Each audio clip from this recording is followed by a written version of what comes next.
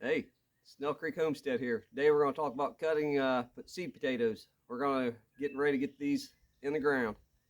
So I'm probably a little behind. This is 3/4 through way through April.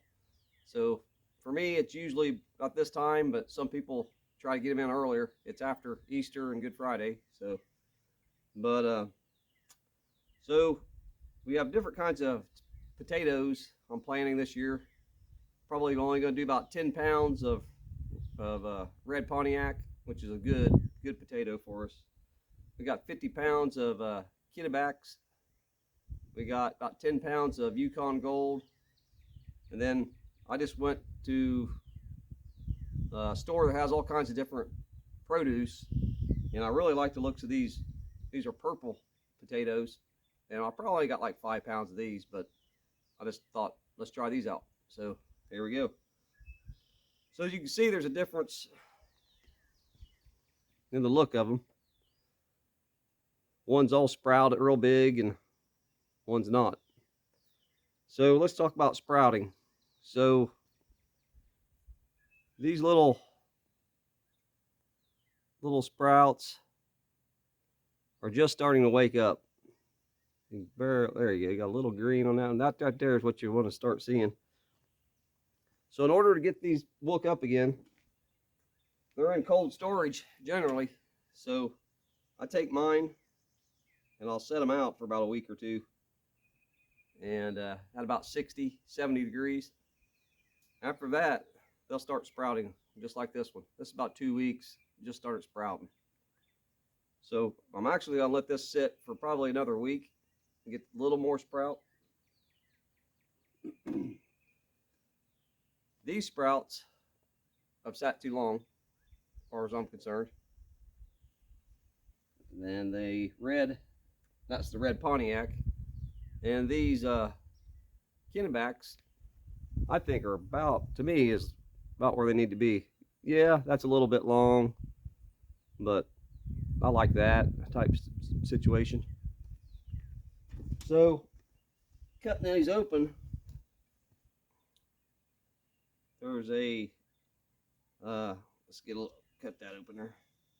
So they're pretty white, and that's kind of like your Idaho potato type thing. And then we got the red Pontiacs again. They are red skinned, but got a pretty white potato. Sorry. The potatoes, when we try to plant these, we try to have between 2 and 3 sprouts on there. These sprouts are actually called chits, I believe, and I just call them sprouts because that's what everybody else knows them by.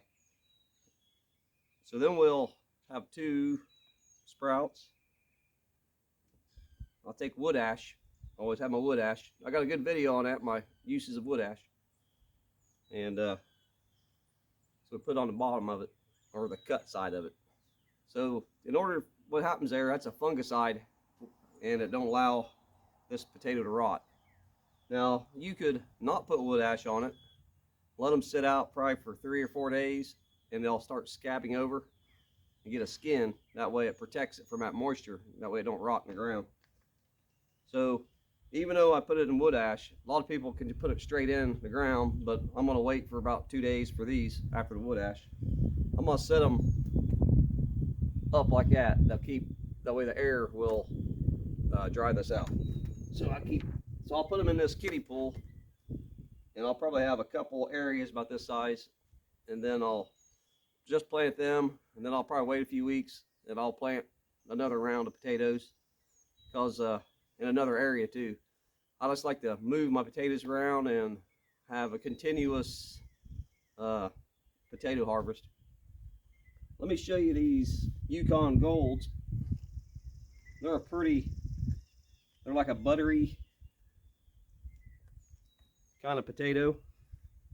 Again, we'll do some sprouts. We'll do at least 2 to 3. So we'll run our knife across that. and then it's kind of a yellow Yukon Gold. I guess it's gold. And the difference between, there you go, Yukon Gold. I don't know how much that's showing up on the screen or not, but that is way more yellow than the white one there. So we'll dip this in wood ash, this part, and we'll set it off to dry for 2 days. If we don't use wood ash, you can set it off to dry for probably 4 days. Let's cut this purple potato open, see what it looks like inside. Now, it ain't quite ready as far as I'm concerned, but I think it's still going to work pretty good. So look around on it, find the best. There's 1, 3.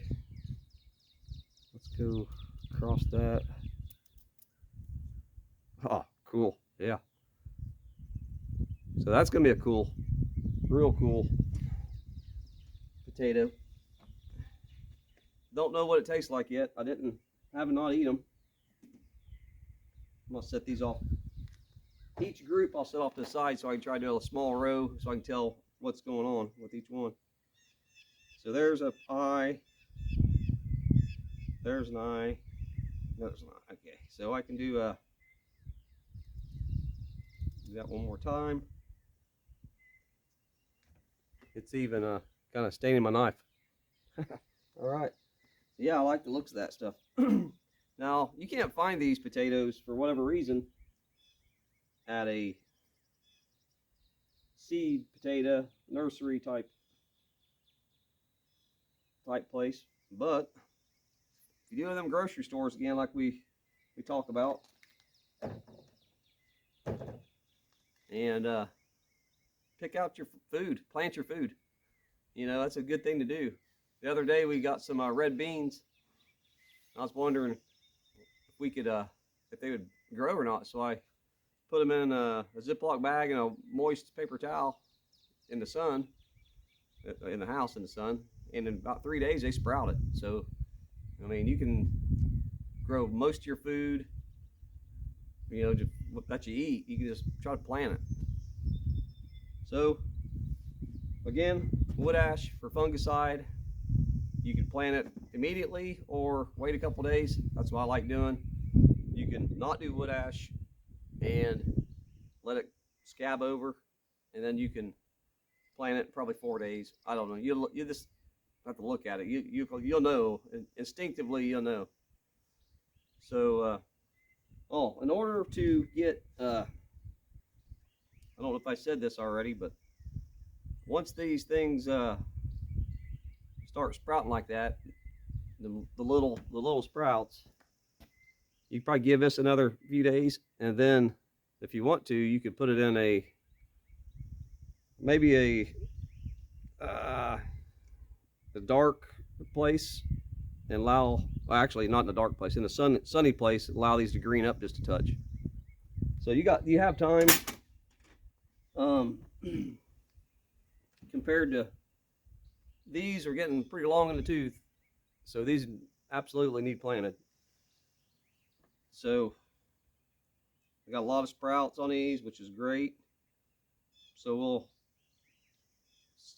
just cut them as we need them, as we can get 2 to 3 sprouts. And then we'll dip them. And this has got all kinds. So why don't you want more than 2 to 3 sprouts? Would be a good question to ask. Well, each one of these is going to be a potato plant. It's just too many potatoes in one spot. So really what you would want to do, like on this one, I could cut it again, which I'm probably going to. But if you had a small spot, had a bunch, you could, well, like say here, let's cut them off.